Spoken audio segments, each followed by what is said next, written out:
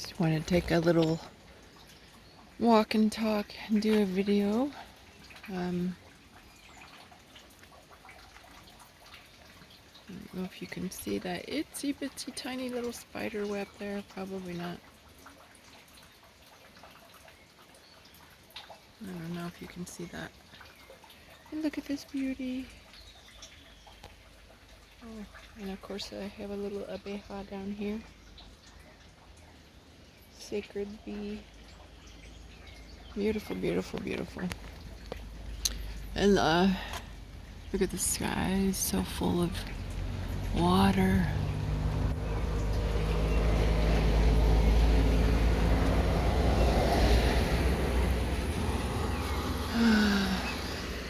Beautiful sacred water.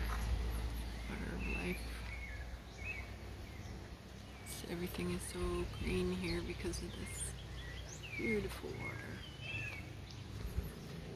I might add that you can drink the water here apparently. I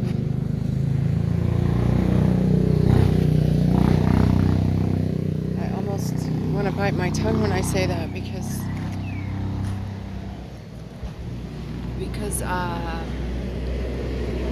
when I was a kid, when I was little, knee high to a grasshopper, we drank the water out of the taps as well. Didn't think anything of it. And now as you travel around the world, you find that pretty much everywhere people are only drinking water that's coming in the bottles. This mist in the air. Oh, these are some of my favorites. Look at these. Look at those beauties right there.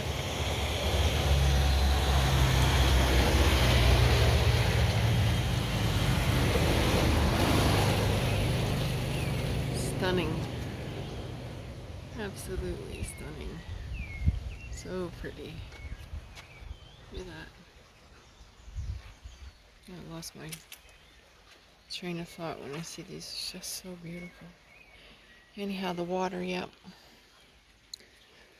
Yeah, look at the gutters here. For real, compared to the gutters on the side of the road in Mexico. They're filled with all these beautiful plants.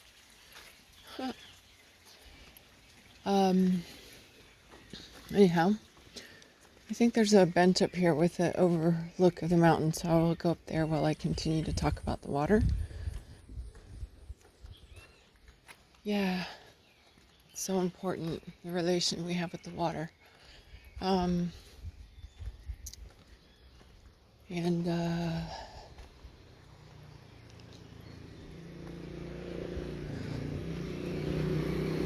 This right here, I did another video on this the other day. This bamboo, or whatever these reeds are that are growing here. Acapulco means the place of the broken reeds in Nahuatl language.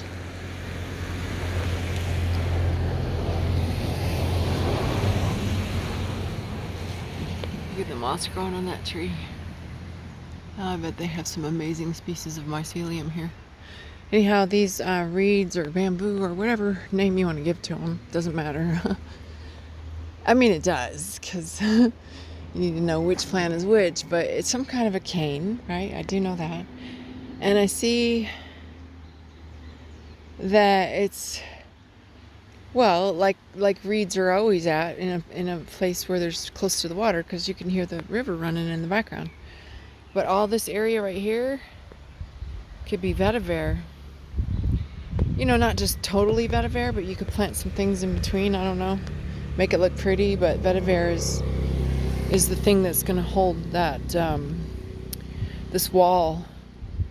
You see how the soil is, I don't know if you want to say eroding or just literally sliding off with all the rain, because you see it's just running down here. And they put this cement here in the place of for the sidewalk, so it should be like vetiver there, because that would create basically an underground wall for the water not to come up and overflow. So anyhow, these reeds, oh man, look at that. Look at this.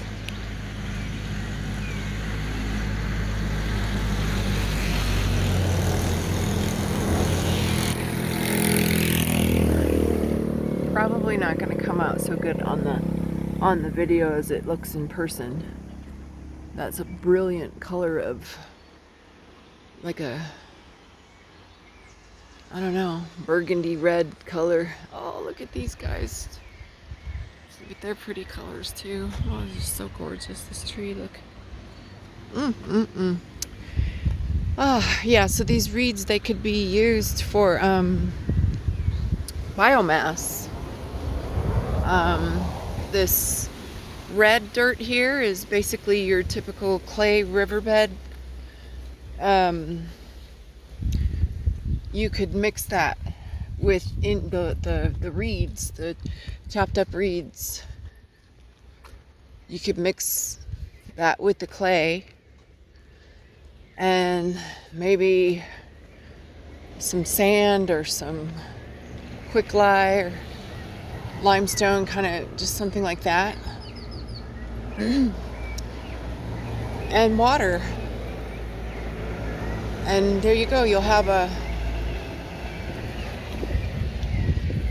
wall that's much stronger and longer lasting than any wall that's made out of cement or concrete. I don't know if you can see those tiny white flowers. So this is where I'm going to sit right here, even though it's been raining and it's a little wet. I'm going to modify my umbrella. Ooh, it's windy up here too. I'm just going to see if I can sit here on the edge of my umbrella. Wow, look at all that. Just look at this. Look at that. Wow. You see that? That's a cloud forest, baby. You see all those, it looks like smoke rising up out of the valleys. Oh, and here goes a yellow fellow. I don't know who that bird is right there. Oh, my goodness. Yeah, but that's the cloud coming up from the valley. Isn't that stunning? Just so, oh, so beautiful. Here go the reeds again. So yeah, these guys could be used for biomass. Like, they don't really necessarily need to get that tall, because as you can see, they go all the way down there to the riverbed. Like, oh man, look at this. I know I'm not seeing trash up in here. Uh-oh. Anyhow, well, I'm just saying, on this ridge line where I'm at, this space is very important. What happens here? Let me turn this around and finish this video up because it's already 8.5 minutes. So just kind of a random rant, I suppose, but I'll conclude on a note. It's something that's been kind of bothering me since yesterday when I went on this guided tour in the nighttime of the jungle, or the rainforest. The guide was talking to us about species that are endangered and or extinct, and how dreadful the future looks because of climate change, I think he said, or global warming. Those two always confuse me, those terms. They're very vague. I don't know, they don't have any, I don't know, what do you mean by that? Do you mean the change of the climate because of the chemtrails that have been sprayed in the sky? Can you provide a little more clarity on what you mean by climate change? Sounds like a bunch of smoke and mirrors. Anyhow, but who are we to talk about climate change? And we've only been here for a few hundred years clocking things. It's like, I don't know. And where do you start the clock? Where do you start the clock on Mother Earth, huh? How many hundreds or thousands of years do you propose to go back and tell me what is and is not normal or abnormal? So, well, he's just repeating what he's told to repeat. talking about, and he said, and it went on to say, it's very sad too because there's nothing we can do about it. Oh, and I mean, and I was intently listening to everything he had to say until he started, and then I just could not. And I just put my head down and just like, no, I cannot tolerate this nonsense. So, like, what do you mean? There's nothing we can do. We've always got a solution for everything. Like okay, just take for example some of the stuff I talk about all the time. I know people sometimes get tired of me talking about industries of the future because I've been saying that for almost 15 years. So, but I'm just gonna keep on saying it, right? Like if we, okay, let's just presuming, of course, we're presuming that we buy into the official narrative that it is the carbon emissions that is the most harmful to the planet. Let's just presume that, right?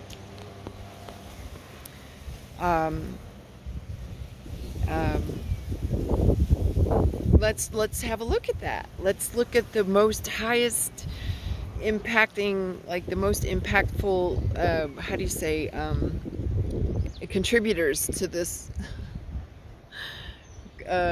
energy consumption slash carbon footprint, blah blah blah, emissions into the air, yada yada yada. Anything that could be attributed to, the cause of the climate change or the global warming. Let's just presume that, okay? And let's take a look at the two major impacting industries on the planet. The two most big, like those two combined represent 15% of the global footprint. Now, there's only a few steel and concrete industries strategically situated throughout the world, regionally situated, so it's not like every small town on the planet can have its own cement and concrete and steel factories, of course.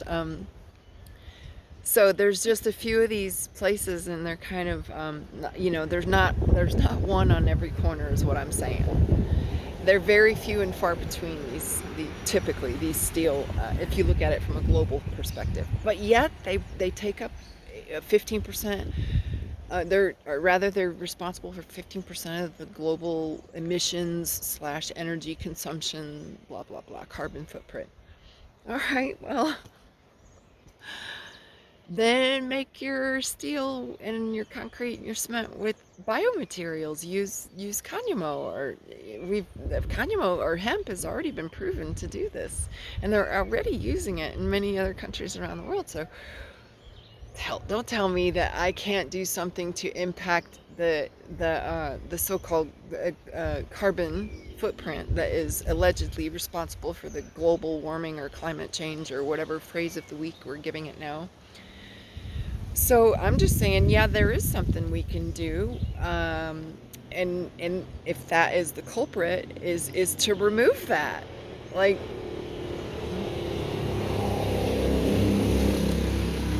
if you're having Mexican food and you got like a sensitivity to chili peppers or jalapeno peppers or whatever, and it gives you acid reflux and indigestion and or hemorrhoids and or whatever, that your body does not agree with the chilies, then what do? Go over to the salt and pepper shaker and say, you're a bad salt and pepper shaker, and then I'm gonna accuse you of all the ailments that are caused by this chili pepper. That's literally what we're proposing there. It's not to remove the source of the problem, but to deflect it onto something else that may or may not be part of the problem, because we haven't yet quite clearly identified the problem and the source of the problem. But if you want to say put it in a pie chart and look at it like, let's go after the heavy hitters first. Let's eliminate the source of this alleged cause of global warming, climate change, whatever, 2030 agenda, blah, blah, blah, all that stuff. Let's go after that. And if nothing else, just as an experiment to see if it's true that if we do, and we will, retool these highly offensive industries, highly toxic, highly environmentally destructive, and inferior, I might add, inferior products. And then there's people already doing it. So, oh man, where's my capital investors? Where's my free grant money from the UN government and every other government all the way down to the regional and local level? That everybody that says they're interested in the 2030 agenda and the climate change and the global warming and carbon footprints and all this shit, well, put your money where your mouth's at. I'd like to go ahead and try to fund it myself, but they done stole everything I had in Mexico. Everything. So, and today, contrary to popular belief in Mexico, I'm not an ATM machine with an infinite supply of money that you can just take and take and take and take. I'm running out of cash, so I'm putting the word out there in the spiritual realm, and I'm going to also put it here on this video.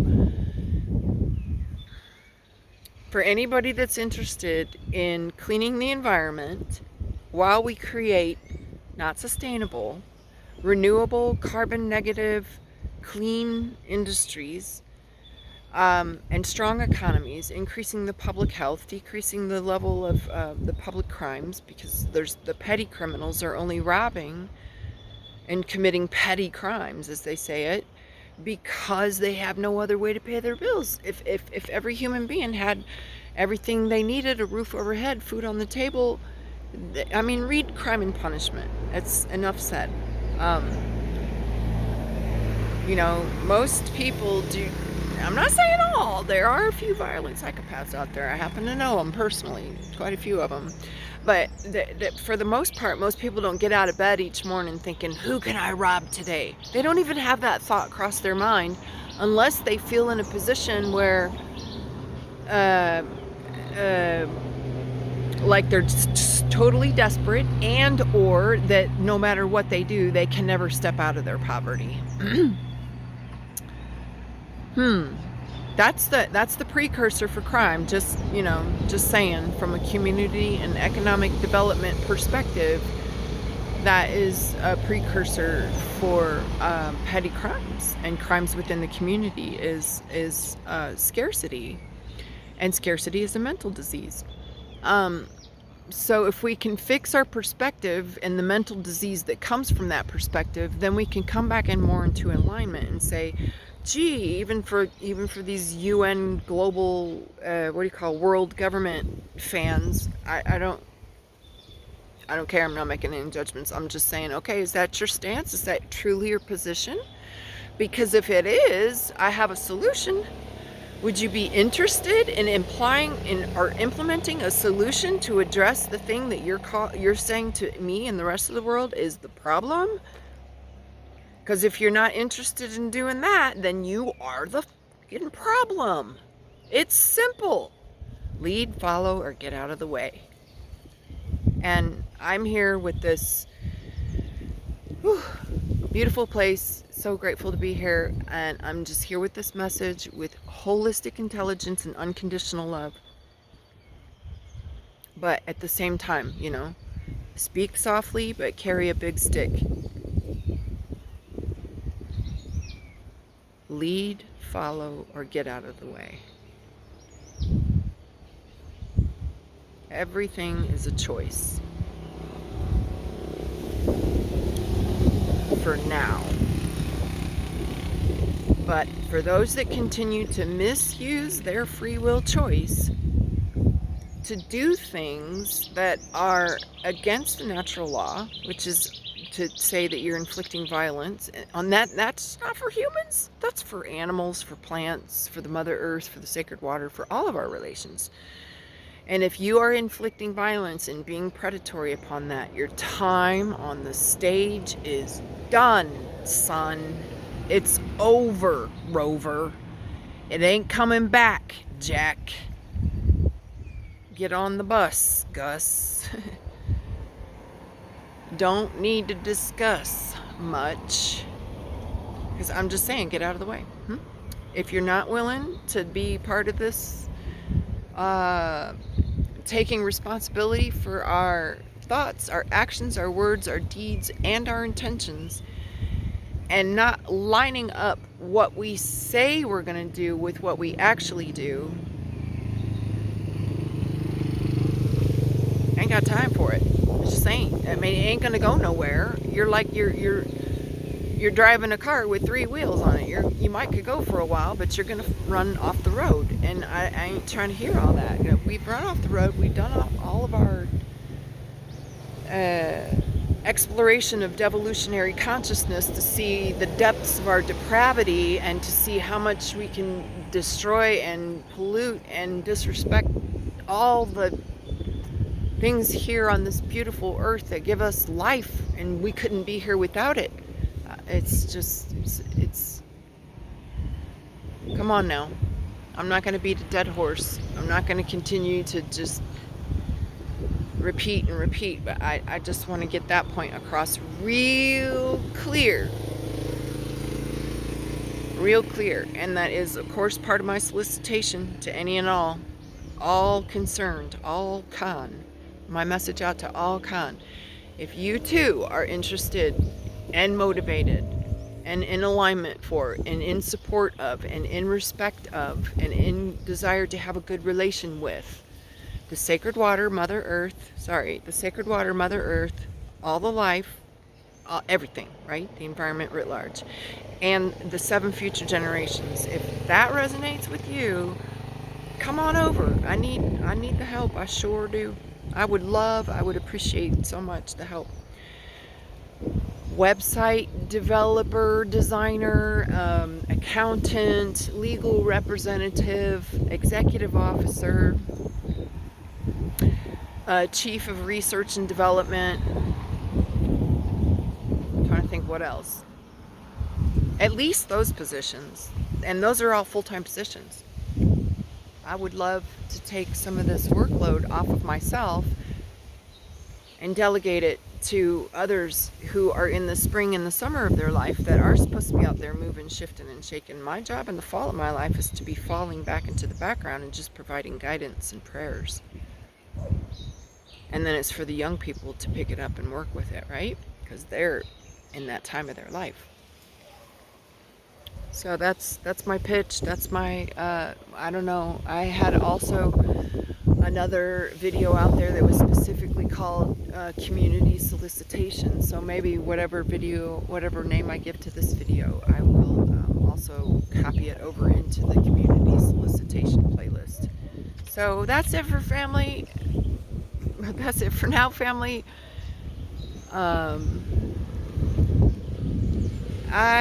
If I have enough battery, I'll try to make another video about the other subject that I've been meaning to talk about, something having to do with AI. So I'll try to take that video now before the rain comes again. Let me see, you can turn this around. Look at how this moves. It's so fast. You see how fast them clouds are moving? They're very low clouds, and they're all swooping down into that valley over there, and then they hit the valley almost like a rainfall hits, and it disperses, and it's hitting that's like a cloud rainfall going over into that crevice, into that valley, and it's coming up as a mist. It's just magical here. I love it so much. Okay, family, enjoy, and I'll see you in the dream world. Ciao for now.